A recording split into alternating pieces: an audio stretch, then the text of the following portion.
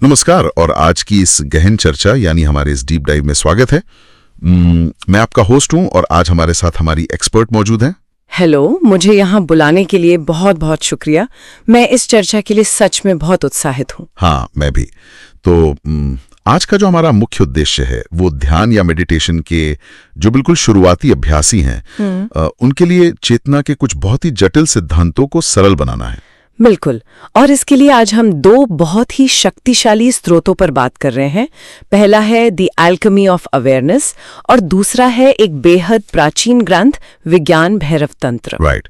और इस चर्चा की शुरुआत में एक बहुत ही चौंकाने वाले तथ्य के साथ करना चाहता हूँ। अच्छा, वो क्या है? हमेशा यही कहा जाता है ना कि अपनी बुरी आदतों या किसी अवांछित इच्छा को खत्म करने का सबसे आसान तरीका है उसे पूरी तरह से दबा देना, मतलब उसे जड़ से उखाड़ फेंकना। हाँ, समाज में तो हमें बचपन से यही सिखाया जाता है। एग्जैक्टली।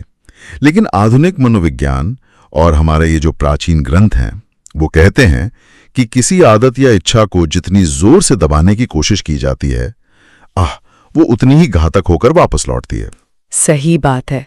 ये सुनने में अजीब लगता है लेकिन यही सच है। इसकी तुलना हम एक भारी लोहे की स्प्रिंग से कर सकते हैं। मान लीजिए कि कोई इंसान एक लोहे की स्प्रिंग को अपनी पूरी ताकत से नीचे दबाता है तो सतह पर सब कुछ बहुत शांत लगता है ना? हाँ, ऐसा लगता है जैसे समस्या हल हो गई। बिल्कुल, ऐसा लगता है जैसे स्प्रिंग को पूरी तरह से कंट्रोल कर लिया गया है।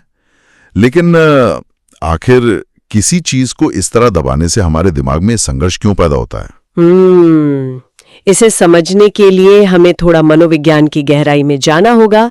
जब मन यह सोचता है कि मैं इस इच्छा को खत्म कर दूंगी, तो ये दमन इच्छा को मिटाता नहीं है। तो फिर क्या करता है? ये बल्कि उसे हमारे अवचेतन में यानी सबकॉन्शियस में और गहरा कर देता है। जब तक उस इंसान का पूरा वजन उस स्प्रिंग को दबाए रखने में लगा है तब तक तो ठीक है। हाँ, तब तक स्प्रिंग हिलेगी नहीं। लेकिन भौतिक विज्ञान का नियम कहता है कि वो स्प्रिंग अपनी ऊर्जा खो नहीं रही है, वो ऊर्जा अंदर ही अंदर जमा हो रही है। और उस दमन को बनाए रखने के लिए इंसान को अपनी बहुत सारी दिमागी ऊर्जा खर्च करनी पड़ती है। और यहीं पर सबसे बड़ी समस्या खड़ी होती है। जैसे ही उस इंसान का ध्यान थोड़ा सा भी भटकता है या जब वो मानसिक रूप से थक जाता है, मान लीजिए ऑफिस के किसी बहुत ही तनावपूर्ण दिन के बाद। हाँ बिल्कुल, उसकी पकड़ ढीली हो जाती है। राइट। उसकी पकड़ उस स्प्रिंग से थोड़ी सी भी ढीली होती है तो वो स्प्रिंग दोगुनी ऊर्जा के साथ वापस उछलती है, सीधे चेहरे पे आके लगती है। इसे ही मनोविज्ञान में रीबाउंड इफेक्ट कहा जाता है।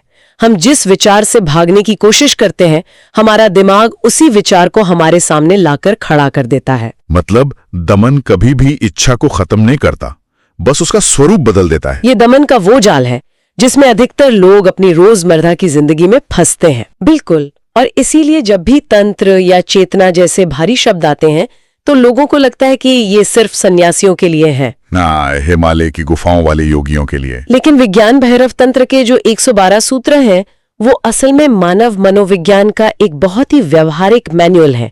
ये ग्रंथ मन को अदालत की तरह नहीं बल्कि एक प्रयोगशाला की तरह देखता है। तो अगर मन एक प्रयोगशाला है तो उस स्प्रिंग वाले उदाहरण पर वापस लौटते हैं जी। जब मन में ये दमन चल रहा होता है, मान लीजिए कि किसी व्यक्ति को मीठा खाने की बहुत तेज तलब हो रही है या किसी पर बहुत भयानक क्रोध आ रहा है। हाँ, ये रोजमर्रा के बहुत आम उदाहरण है। और वो इंसान मन ही मन तय करता है कि नहीं, मुझे ये नहीं करना है, मैं इस विचार को अभी कुचल दूंगा। तो ऐसे में हमारे न्यूरोलॉजिकल ढांचे के भीतर वास्तव में क्या होता है? जब हम किसी प्राकृतिक आवेग को बलपूर्वक रोकते हैं तो हमारा मस्तिष्क एक प्रकार का स्ट्रेस रिस्पॉन्स ट्रिगर करता है। मस्तिष्क का वो हिस्सा जो भावनाओं को नियंत्रित करता है, जिसे हम अमिगडाला कहते हैं, वो खतरे का अलार्म बजाने लगता है। मतलब हम अपनी ही इच्छाओं के खिलाफ एक फाइट और फ्लाइट मोड में चले जाते हैं। एकदम सही। इच्छा खत्म नहीं हुई है, वो बस हमारे दिमाग में बेसमेंट में बैठकर और ज्यादा खतरनाक हो रही है। यार, ये तो बहुत ही थका देने वाला चक्कर है। इंसान का एक हिस्सा उस इच्छा को जीना चाहता है और दूसरा हिस्सा पहरेदार की तरह उसे दरवाजे के पीछे धकेल रहा है। और इस आंतरिक युद्ध में बहुत सारी ऊर्जा खर्च होती है। जैसे ही इंसान थकता है, वो दबी हुई इच्छा विस्फोट के रूप में बाहर आती है। लेकिन यहाँ हमारे स्रोत, विशेषकर विज्ञान भैरव तंत्र, इस पूरी धारणा को पलट देते हैं। इसमें भगवान शिव और माता पार्वती के बीच के संवाद का जिक्र है ना? हाँ, और शिव जो कहते हैं वो किसी भी आम इंसान के लिए बहुत चौंकाने वाला हो सकता है। मैंने भी पढ़ा, वो कहते हैं कि वासना या कोई भी तीव्र इच्छा वास्तव में कोई दुश्मन है ही नहीं। और यहीं पर ये ग्रंथ इतना क्रांतिकारी बन जाता है। दुनिया भर की परंपराओं ने हमें बताया है कि इच्छाएं ही समस्या हैं, उन्हें मारना जरूरी है। लेकिन शिव का दृष्टिकोण पूरी तरह से नॉन जजमेंटल है। वो इसे नैतिकता के चश्मे से नहीं देखते। बिल्कुल, उनके अनुसार इच्छा केवल ऊर्जा का एक प्रवाह है। वह ऊर्जा अपने आप में न तो अच्छी है और न ही बुरी। अगर इच्छा समस्या नहीं है तो फिर एक बहुत स्वाभाविक सा सवाल उठता है मेरे मन में। पूछिए। अगर किसी व्यक्ति की जंक फूड खाने की ललक या सोशल मीडिया पर हर 2 मिनट में नोटिफिकेशन चेक करने की वो तीव्र इच्छा उसकी दुश्मन नहीं है, तो फिर असल समस्या क्या है? ये एक बहुत ही अच्छा सवाल है, क्योंकि ये चीजें तो इंसान के स्वास्थ्य और समय को नष्ट कर रही है ना। अगर ये दुश्मन नहीं है तो फिर असली दुश्मन कौन है? असली दुश्मन वो वस्तु या इच्छा नहीं है, बल्कि उसके पीछे छिपी अचेतनता यानी अनकॉन्शियसनेस है। हर बेकाबू इच्छा के पीछे एक अधूरी चेतना काम कर रही होती है। अधूरी चेतना, ये सुनने में तो बहुत गहरा दार्शनिक शब्द लगता है, लेकिन रोजमर्रा के जीवन में एक आम इंसान के लिए इसका क्या मतलब है? इसे एक बहुत ही आम उदाहरण से समझते हैं। मान लीजिए कि एक व्यक्ति काम के बाद बहुत थका हुआ, तनावग्रस्त और शायद थोड़ा अकेला महसूस करते हुए घर लौटता है। हाँ, अक्सर ऐसा होता है। अब अचानक उसे जंक फूड खाने की या बहुत सारा मीठा खाने की तीव्र इच्छा होती है। अगर वो अचेतन स्थिति में है तो वो बिना सोचे समझे फ्रिज खोलेगा और खाना शुरू कर देगा। उसे लगेगा कि उसे बस भूख लगी है या उसे मीठा पसंद है। लेकिन असल में वो भूख पेट की नहीं बल्कि उस तनाव की है। वो व्यक्ति उस इच्छा के केवल ही बहुत छोटे से हिस्से के प्रति जागरूक है, यानी मीठे की तलब। राइट, वो उस विशाल हिस्से के प्रति अचेतन है जो उस तलब को पैदा कर रहा है। वो थका हुआ है, वो खुद को सांत्वना देना चाहता है। भी है क्योंकि वो केवल परिणाम को देख रहा है, कारण को नहीं। ओह, अब समझ आया। तो इसका मतलब ये हुआ कि वो इच्छा वास्तव में एक अलार्म की तरह काम कर रही है। एकदम सही एनालॉजी है ये। वो अलार्म उस व्यक्ति को ये बताने की कोशिश कर रहा है कि उसके भीतर कुछ ऐसा चल रहा है, जैसे थकान या अकेलापन, जिस पर ध्यान देने की जरूरत है। हाँ, और जब वो व्यक्ति उस इच्छा को सिर्फ एक बुरी आदत मानकर बलपूर्वक दबाने की कोशिश करता है तो वास्तव में उस अलार्म घड़ी को हथौड़े से तोड़ने की कोशिश कर रहा होता है। क्या बात है, बिल्कुल। अलार्म घड़ी को तोड़ देने से घर में लगी आग तो नहीं बुझती ना। इच्छा वास्तव में एक निमंत्रण है, एक गहरी जागरूकता के लिए पुकार है। यह समझ हमें सिद्धांत से निकालकर दी एल्केमी ऑफ अवेयरनेस के मुख्य बिंदु की ओर ले जाती है। एल्केमी का मतलब ही होता है किसी साधारण सी धातु को सोने में बदल देना। हाँ, कीमियागिरी जिसे हम कहते हैं। तो यहाँ यह स्पष्ट हो जाता है कि दमन और पूरे होश में किसी चीज को देखना, जिसे माइंडफुल विटनेसिंग कहते हैं, इन दोनों के बीच जमीन और आसमान का अंतर है। दमन में संघर्ष है, लेकिन विटनेसिंग में हम उस ऊर्जा को रूपांतरित कर रहे हैं। जब हम किसी इच्छा का सजग अवलोकन करते हैं तो हम उस कच्ची ऊर्जा को आत्मज्ञान में बदल देते हैं। लेकिन यार, ये सिद्धांत सुनने में जितना सुंदर लगता है, इसे रोजमर्रा की जिंदगी में लागू करना उतना ही मुश्किल लगता है। हाँ, शुरुआत में ये मुश्किल लग सकता है। मतलब अगर कोई व्यक्ति ध्यान के रास्ते पर बिल्कुल नया है और उसे अभी इसी वक्त अपने फोन को चेक करने की बहुत जबरदस्त तलब उठ रही है, हाँ, तो वो क्या करे? बिल्कुल, वो इसे असल जिंदगी में कैसे उतारे? एक दर्शक बनने का व्यवहारिक तरीका क्या है? बिना किसी जजमेंट के अपनी ही इच्छाओं को देखने की शुरुआत कैसे की जाए? बना सकते हैं। इसे एक दैनिक अभ्यास की तरह किया जा सकता है। तो अगर इस वक्त किसी व्यक्ति के मन में एक बहुत ही मजबूत इच्छा उत्पन्न हो रही है, तो उसका पहला कदम क्या होना चाहिए? पहला और सबसे महत्वपूर्ण कदम है द पॉज, यानी एक ठहराव लेना। ठहराव। हाँ, जब भी कोई तीव्र इच्छा महसूस हो तो व्यक्ति को वो नहीं करना है जो वो आदतन करता आया है। उसे न तो उस इच्छा के सामने तुरंत घुटने टेकने हैं और न ही उसे दबाना है। मतलब ये नहीं सोचना है कि मुझे ऐसा नहीं सोचना चाहिए। बिल्कुल नहीं, उसे बस कुछ पलों के लिए रुक जाना है। न्यूरोलॉजिकल स्तर पर यह छोटा सा ठहराव मस्तिष्क के उस ऑटोमेटिक लूप को तोड़ देता है जो सीधे ट्रिगर से एक्शन की ओर जाता है। अच्छा, मतलब कोई प्रतिक्रिया नहीं देनी है, उस पुरानी स्प्रिंग को दबाने की कोशिश भी नहीं करनी है, सिर्फ एक ठहराव। हाँ, इसके बाद दूसरा कदम है भौतिक रूप से स्थिर होना। व्यक्ति जहां भी है वो एक जगह शांत होकर बैठ जाए। और अगर बैठना संभव ना हो तो मान लीजिए वो कहीं बाहर है, तो खड़े खड़े ही अपनी रीढ़ की हड्डी को सीधा कर ले। शरीर की स्थिरता मन की भागदौड़ को धीमा करने का पहला संकेत होती है। राइट।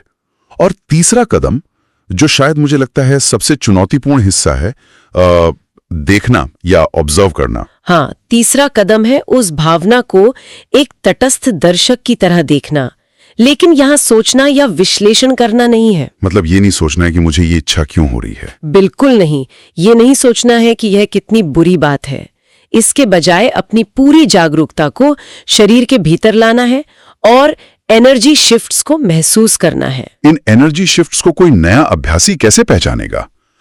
ये शरीर में किस तरह महसूस होते हैं? जब कोई तीव्र इच्छा या क्रोध उठता है तो शरीर में स्पष्ट रासायनिक बदलाव होते हैं।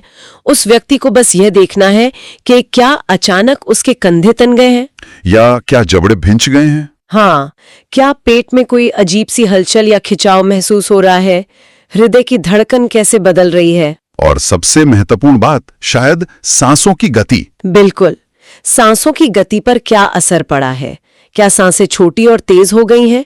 उसे बस एक वैज्ञानिक की तरह इन शारीरिक बदलावों का अवलोकन करना है, बिना किसी जजमेंट के। अगर हम मस्तिष्क विज्ञान के नजरिए से इस तीसरे कदम को देखें, तो जब कोई व्यक्ति अपनी सांसों और कंधों के तनाव पर ध्यान केंद्रित करता है तो वो वास्तव में अपनी प्रीफ्रंटल कॉर्टेक्स को सक्रिय कर रहा होता है। हाँ, जो तार्किक सोच और अवलोकन के लिए जिम्मेदार है। ऐसा करते ही वो उस प्रतिक्रियाशील एमिगडाला से ऊर्जा खींचकर उसे अवलोकन करने वाले हिस्से में भेज देता है। एकदम सही, यही वो लाइट ऑफ अवेयरनेस या चेतना का प्रकाश है।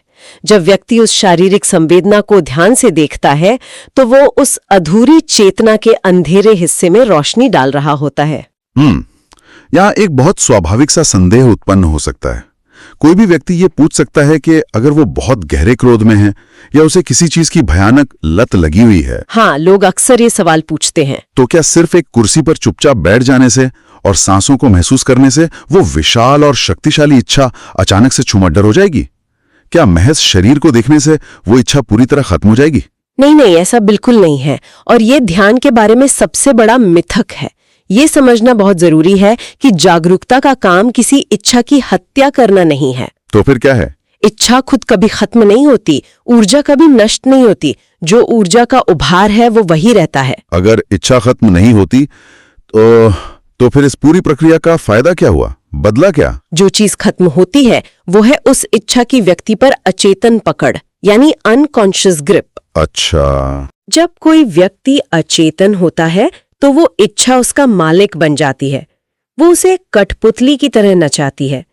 वो बिना सोचे समझे फ्रिज की तरफ भागता है या क्रोध में कुछ ऐसा कह देता है जिसका पछतावा होता है। लेकिन जब वो व्यक्ति उस इच्छा को साक्षी भाव से देखता है तो वो उस मजबूरी को यानी कंपल्शन को तोड़ देता है। तो इसका अर्थ ये है कि इच्छा अभी भी वहां है।